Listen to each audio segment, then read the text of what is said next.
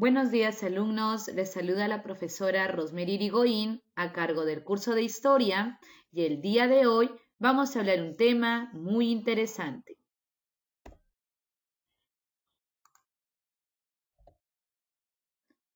El día de hoy vamos a hablar sobre un repaso general de historia del cuarto bimestre. En este cuarto bimestre nosotros hemos hablado de muchos temas. Y los temas más importantes que hemos desarrollado son las culturas agroalfareras peruanas, donde hemos hablado de toda la variación de culturas peruanas. En esta ocasión, nosotros haremos un repaso desde la cultura Wari hasta la cultura Chimú. Acompáñame para poder conocer un poquito más de este tema. De la cultura Wari. Acompáñeme para poder conocer un poquito más de esta espectacular cultura. En primer lugar, vamos a mencionar entonces que la cultura Wari se desarrolló entre los años 700 a 1200 después de Cristo. La cultura Wari se ubica en la ciudad de Wari, esto en la región de Ayacucho. La cultura Wari en el periodo imperial se desarrolló por dos grandes zonas, zona norte y zona sur. En la zona norte abarcó territorios como Lambayeque y Cajamarca. Y por la zona sur llegó a expandirse hasta territorios Cusco y Arequipa. Vamos a hablar entonces en esta ocasión del descubridor de la cultura Wari. Y aquí encontramos al señor Julio César Tello, el arqueólogo peruano conocido como el padre de la arqueología peruana. A él se le da el título del descubrimiento científico de la cultura Wari. Sin embargo, vamos a encontrar también a otros personajes que han estudiado y han hablado sobre la cultura Wari.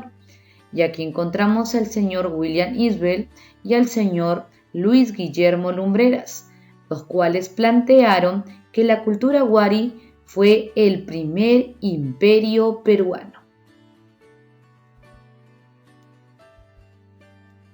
Ahora vamos a conocer el origen de la cultura Wari. Wari tiene su origen en la fusión cultural de Nazca y Tiahuanaco. Ambas culturas le dieron cierta influencia y prosperidad y expansión a la cultura Wari. En el caso de Nazca, le transmitió la costumbre de urbanismo y cerámica. Es por eso que la cerámica Wari es muy parecida a la cerámica Nazca. En el caso de Tiahuanaco, ellos heredaron a los Wari la costumbre de criar o de establecerse la ganadería en zonas muy altas. También la práctica de la agricultura en andenes. Su capital, la capital de la cultura Nazca, se encuentra en la ciudad de Wari o también llamada ciudad Viñaqui, que es justamente correspondiente a las imágenes que ustedes pueden observar. Ahora hablemos del idioma de la cultura Wari. El idioma de la cultura Wari fue el quechua. Justamente este idioma fue heredado hacia los incas posteriormente. Su religión. La religión de la cultura Wari también fue politeísta, es decir, adoraban a varios dioses. Sin embargo, el dios principal de la cultura Wari fue Wiracocha, o también llamado dios visco, o Dios con los ojos alados. Sociedad. ¿Cómo fue su organización social de la cultura Wari? Bueno, en esta ocasión Hablaremos pues que la cultura wari fue la encargada de consolidar el ayu, es decir, el ayu, recordemos que es la agrupación de familias como eje de la sociedad andina. Esta costumbre de reunirse en ayu fue heredada también hacia los incas. La organización política. ¿Cómo estuvo organizada políticamente la cultura? Bueno, fue un estado centralizador y expansivo. Es decir, centralizador porque su poder se encontraba centralizado especialmente en las ciudades principales, y expansivo porque gracias a su fuerza militar comenzaron a conquistar muchas otras culturas, y es así como el territorio empezó a expandirse grandemente y fue pan-andina. La economía. La economía wari tenía un principal desafío que era lograr la producción excedente, lo cual va a permitir alimentar a todas las clases sociales. Era básicamente almacenar alimento o provisiones para tiempos de escasez. Entre las actividades económicas más importantes de la cultura wari encontramos a la agricultura. Aquí utilizaban los wari los andenes, que era básicamente esta forma de agricultura como podemos visualizar en la imagen, ¿ok? En estas zonas sembraban y esto servía como contrafuerte. Eso era muy importante y vital para este tipo de agricultura en la altura. También encontramos pues que dominaron los famosos pisos ecológicos para poder saber en qué lugares era mejor una determinada planta. Otra actividad económica también muy importante de los wari fue la ganadería. Aquí encontramos entonces que ellos aprendieron la crianza de animales en zonas muy altas.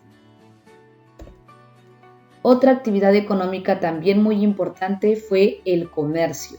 El comercio fue a través de los katus, o también llamados ferias, que era básicamente un lugar donde ellos podían comercializar todos sus productos e incluso llegaban de lugares muy alejados para poder comercializar o intercambiar estos productos. La arquitectura. La arquitectura también fue una actividad económica wari muy sobresaliente. Fueron conocidos como los mejores urbanistas del Perú antiguo. Fueron los primeros en construir caminos para el control de sus territorios. Así de importantes fueron. Entre su arquitectura destacan las famosas ciudades cabezas de región. Esas ciudades cabezas de región eran básicamente ciudades principales que tenían el control y la dominación del Estado centralista wari. Tienen el control político, económico, social de un determinado territorio. Estas ciudades cabezas de región se caracterizaban por tener plazas grandes, corredores, cuartos rectangulares, galerías, patios, templos, acueductos y ciudades amuralladas que servían de mucha ayuda para contrarrestar cualquier tipo de invasión del extranjero o del exterior para ellos. La cerámica. La cerámica wari en realidad fue muy parecida a la cerámica nazca. Fue pictórica y escultórica. Encontramos entonces que la forma de la cultura de la cerámica wari, encontramos aquí las vasijas, los cántaros, botellas, tazones y también los vasos ceremoniales, los cuales eran utilizados, como su nombre lo dice, para ceremonias muy importantes, especialmente para ceremonias que consistían en adoración a sus dioses. Color. Los colores que más se utilizaban en la cultura wari era el crema, el rojo, el marrón y el negro. Por eso es que era polícroma, es decir, utilizaban varios colores. Los motivos, los cuales servían para la decoración de esta cerámica. Ellos utilizaron figuras geométricas, figuras naturales y figuras del dios Huiracocha o del dios Visco, que es lo mismo. La textilería. La textilería fue algo en lo cual también ellos resaltaron mucho. Encontramos pues aquí que utilizaron o hicieron uso del algodón, de la lana de alpaca y vicuña, los cuales justamente eran animales muy favoritos o muy importantes dentro de la cultura wari, y los cuales utilizaban pues para realizar sus grandes mantos de textilería. Dentro de la textilería representaban también a seres míticos, es decir, seres mitológicos, seres que representaban a sus dioses, serpientes, felinos, aves, entre otros. Entre los colores que más resaltan en su textilería encontramos el rojo, azul, amarillo y blanco. La escultura. La escultura también es una de las actividades importantes y que destacaron mucho la cultura wari. Aquí encontramos pues las grandes esculturas en piedra, los cuales eran altos personajes sobresalientes, los cuales podían ser dioses o algunos jefes gobernantes. El fin o decadencia de la cultura wari. Se menciona que a partir aproximadamente del año 900, las principales ciudades, las más destacadas ciudades de la cultura wari, empezaron a rebelarse y a obtener una relativa autonomía o separación. Entre las ciudades que más destacan, que empiezan a separarse, está la ciudad de Pachacamac.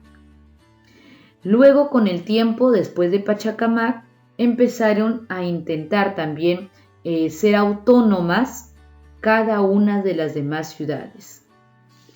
Los principales centros de la zona montañosa, como Wari, Cajamarquilla, fueron paulatinamente abandonados.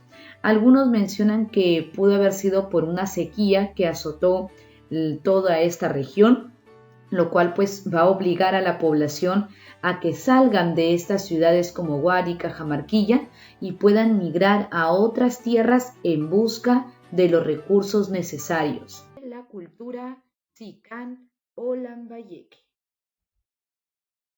La cultura Sican o Lambayeque se desarrolló entre los años 750 a 1353 después de Cristo. La cultura Sican se ubicó entre los valles La Leche, Lambayeque, Chancay y Reque. Su extensión territorial abarcó la zona norte y la zona sur. Por la zona norte ubicamos al Valle Motupe y por la zona sur ubicamos hasta el río Jequetepeque. El descubridor de la cultura Sican fue el señor Rafael Larco Euler, pero esta cultura ha contado con muchos estudiosos.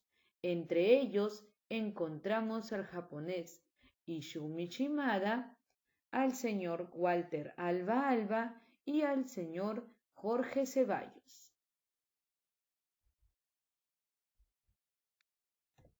El origen de la cultura Sican. El origen de la cultura lo podemos encontrar en su versión legendaria o mítica y la versión histórica. La versión legendaria está explicada mediante la famosísima leyenda de Nailán, la cual fue escrita por el español Miguel Cabello de Balboa. En el origen histórico encontramos la gran influencia que tuvo la cultura moche y la cultura wari. La religión. La religión de la cultura sicán podemos encontrar que fue politeísta, pero destaca un dios principal, el dios Nailam o Sicán, que significa gran ave del mar. Esta adoración a Nailam está representada en su estatua llamado Yampayek. Los periodos y capitales. Se inicia con la decadencia de la cultura moche y va a finalizar la cultura sicán con la conquista de la cultura chimú en el año de 1375. El proyecto arqueológico de Sicán está bajo la dirección del arqueólogo japonés Izumi Shimada, el cual dividió a la cultura lambayeque o sicán en 3 periodos. El periodo sicán temprano, el cual se encuentra entre los años 700 a 900 después de Cristo, y su capital principal fue la Huaca Chotuna, aunque algunos no lo consideran una capital, sino lo consideran más que todo como un centro religioso importante y tal vez el primero en el cual se acentuaron. Sicán Medio, ubicado entre los años 900 a 1100 después de Cristo. Aquí encontramos a su capital principal, Batán Grande. Batán Grande es considerada la primera capital de la cultura sicán. Y por último, Sicán Tardío, que abarca desde el año 1100 después de Cristo a 1375 después de Cristo. Su capital principal fue la ciudad de Tucumán. Como se les había mencionado, Chotuna es más considerado un centro religioso. Probablemente tiene referencia a la leyenda Nailam. La primera gran capital que sí se le considera como tal es Batán Grande, que está ubicada en el Valle La Leche. Aquí encontramos entonces que en esta capital se desarrolló un gran incendio y obviamente también llegó una gran sequía, por lo cual los habitantes de Sicán tuvieron que trasladar su capital a un nuevo lugar y ahí es donde llegan hacia Tucumán, convirtiendo así a Tucumán en la segunda capital de la cultura sicán. Este centro ceremonial de Tucumán está compuesta por 26 pirámides construidas íntegramente de barro y son pirámides truncas. En este tiempo, los chimús conquistaron esta región, pero eso no significó que los habitantes sicán abandonaran Tucumán. Al contrario, se mantuvieron en este lugar e hicieron una fusión en estas dos culturas. Esta fusión llegó hasta la época en la cual los españoles arribaron al territorio y conquistaron y sometieron toda esta región. Su organización social. Su sociedad de la cultura sicán fue aristocrática y clasista. Eso quiere decir que los cargos más importantes y la clase social más importante fue la aristocracia. Fueron los más ricos y los más poderosos, y estaba su sociedad clasificada por clases sociales. Su organización política fue un estado teocrático, eso quiere decir que estuvo liderado por sacerdotes. En su economía encontramos 3 tipos de actividades económicas. En primer lugar, y la más importante, la agricultura, la cual construyeron canales de regadío. También encontramos el comercio, el cual utilizaron los famosos naipes de cobre. Y por último, la pesca. La arquitectura. En la arquitectura resaltaron muchísimo sus huacas, tipos de construcciones a base de barro. Aquí encontramos entonces que en Lambayeque destaca mucho la famosa Huaca Chotuna. En Batán Grande destaca la huaca del Corte, la huaca del Oro, la huaca de las Ventanas, la huaca de la Merced, la huaca de la Rodillona. Y en Tucumé destaca mucho la huaca del Purgatorio y la huaca del Pueblo. La cerámica. La cerámica sicán fue parcialmente simple. Tenía picos cónicos, cuerpos esféricos, base pedestal, tenía motivos antropomorfos, fitomorfos, zoomorfos, es decir, que estaba decorada por figuras a base de físico humano, de animales y de plantas. La técnica que utilizaron fue el moldeado. Los colores que más utilizaron lo podemos encontrar de acuerdo a su etapa. En el sicán temprano utilizaban el crema con rayas rojas y anaranjadas. Y en la época clásica encontramos pues que utilizaron muchísimo el negro. Especialmente aquí destaca el famoso huaco rey. Su metalurgia. La metalurgia es una actividad que también desarrollaron muchísimo los sicán y tal vez por lo que son más conocidos. Se les considera los iniciadores de la Edad de Bronce en la costa norte del Perú.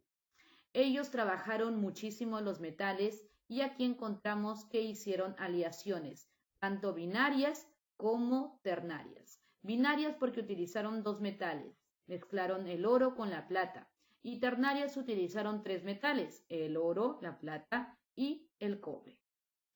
Entre los artefactos que más destacan en la metalurgia encontramos el famoso cuchillo ceremonial, el tumi de oro, denominado o conocido también como cuchillo de Íllimo, y llamado así porque el huaquero o profanador de este sitio arqueológico residía en Íllimo, el famoso Hipólito Granados, que fue el encargado de encontrar este cuchillo. Lo encontró en la huaca de la Ventana y luego fue robado en el año de 1984. El contexto funerario. Aquí podemos encontrar entonces la tumba del famoso viejo señor de Sicán. El viejo señor de Sicán fue descubierto por el arqueólogo Izumi Shimada entre los años de 1901 y 1992.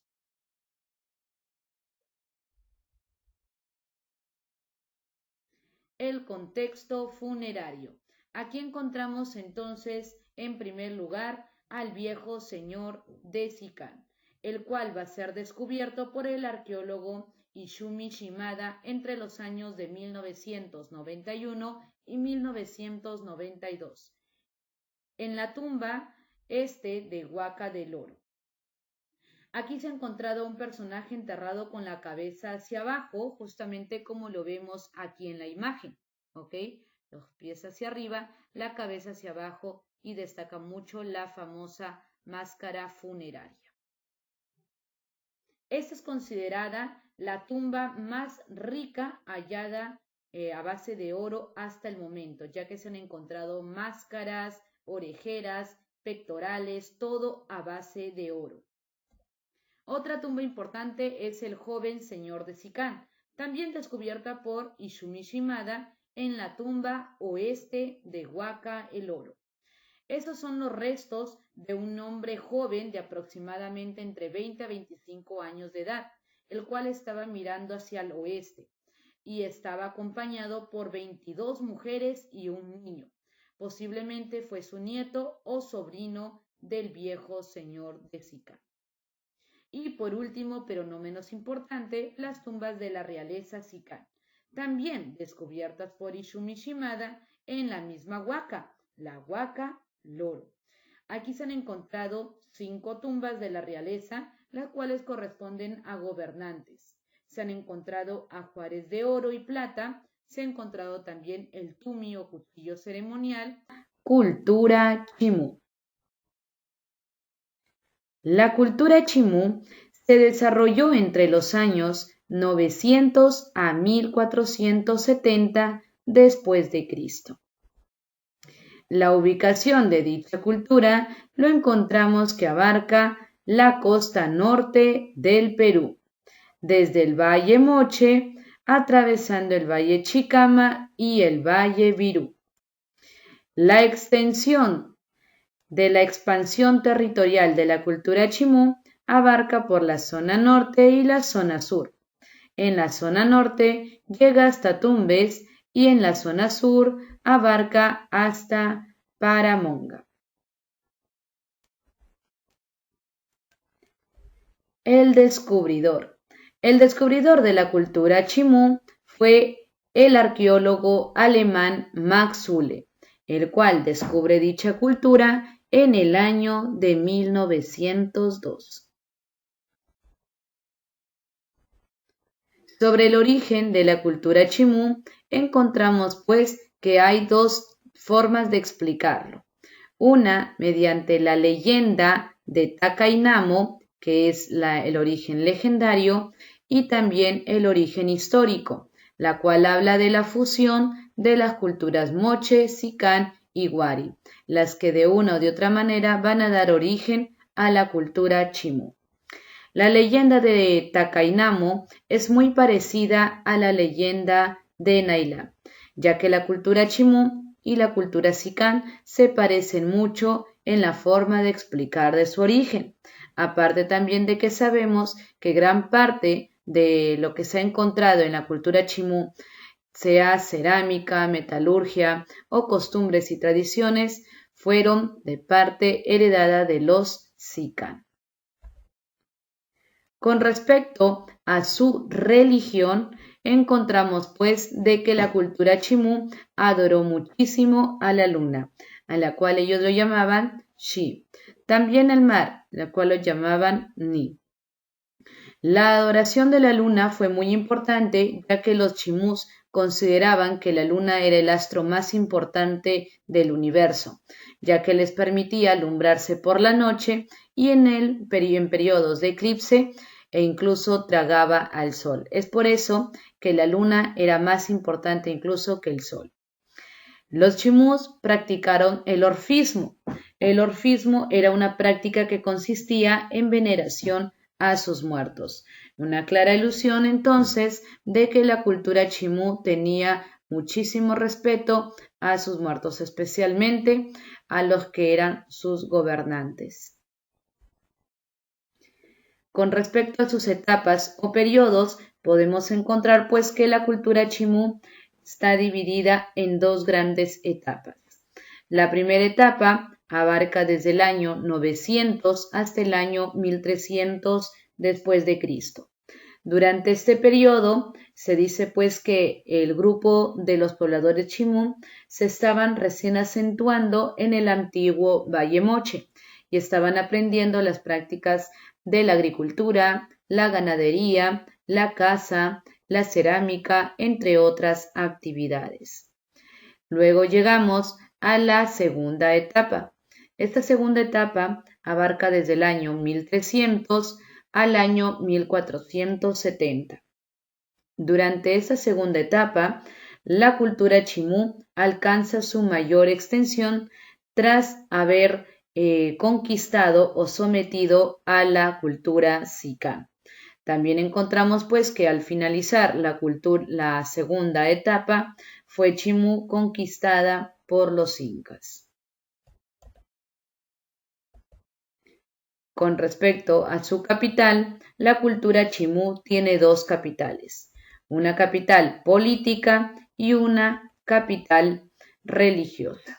La capital política es la famosísima ciudadela de Chan Chan, la cual es conocida como la ciudad de adobe más grande de América. En esta ciudad de adobe se han encontrado muchos frisos y muchas estatuas, las cuales estaban dirigidas a sus más altos gobernantes. Con respecto a la ciudad más importante con referente a su religión fue Moche, en la cual se han encontrado pues algunos restos de sacrificios humanos en adoración a la luna y otros dioses. Se han encontrado restos de muchos niños que habían sido sacrificados y también de algunas mujeres. Con respecto al idioma de la cultura chimú, al inicio se creyó que su idioma era el muchik. Sin embargo, después de muchos estudios, han determinado que ellos tenían una lengua diferente, la cual era el Kimnam. Sin embargo, el Kimnam, este idioma, es muy parecido al muchik. Por eso es que se dice que está emparentada con esta lengua. La escritura y la pronunciación son muy parecidas. Y justamente son muy parecidas ya que recordemos que la cultura chimú prácticamente se fusionó con la cultura sicán. Entonces es por eso que se cree que sus lenguas son muy parecidas. Con respecto a su organización social, podemos encontrar que tenían una sociedad aristocrática, guerrera y clasista. Aristocrática, ya que algunos sectores de poder eran los que dominaban la política chimú. Guerrera, ya que desde pequeños se les enseñaba a los niños a saber luchar para poder defender sus tierras. Y clasista, porque estaban muy determinadas las clases sociales en esta cultura, ya que vamos a encontrar a la nobleza y también vamos a encontrar al pueblo. Con respecto a su organización política, encontramos que la cultura chimú tenía un estado militarista y teocrática. Este estado militarista es porque tenían un amplia cantidad de soldados, los cuales eran encargados de resguardar la seguridad de la cultura.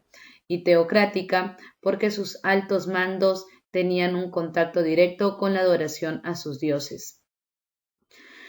Vamos a encontrar también entonces que se cree que existieron en la cultura chimú 10 gobernantes. Sin embargo, se saben 4 de ellos, nada más se tiene información.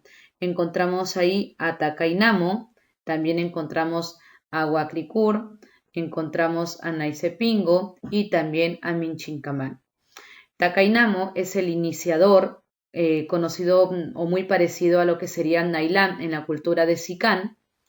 Fue el que llegó y trajo a toda su plebe para poder iniciar esta cultura, el iniciador, y también a Minchincamán, que cumpliría el papel muy parecido al de Fempeyek, último gobernante de Sicán. Durante el gobierno de Minchincamán es cuando llegan los incas a someter a la cultura chimú. Con respecto a su organización económica, encontramos pues que los chimús practicaban muchas actividades económicas. La principal y la más importante fue la agricultura. En la agricultura encontramos que los chimús practicaron mucho las técnicas agrícolas, entre ellas destacando los puquios, que como ya lo habíamos mencionado en culturas anteriores, que eran justamente culturas costeras, en el territorio de la costa era muy seguido tener sequías. Entonces, para poder almacenar sus aguas y tener siempre, en todo momento, agua para su agricultura, pues ellos realizaban los famosos puquios, que eran estos pozos subterráneos para almacenar agua. También desarrollaron muchas represas y canales de irrigación para poder traer las aguas desde los ríos alejados. Otra actividad económica muy importante también fue la pesca, la caza, la cual justamente era una de las actividades favoritas de la nobleza, y también otra actividad económica muy importante fue el comercio, el cual, según muchas investigaciones, utilizaban como un tipo de moneda las famosas hachitas de cobre. Otra manifestación cultural muy importante fue la arquitectura.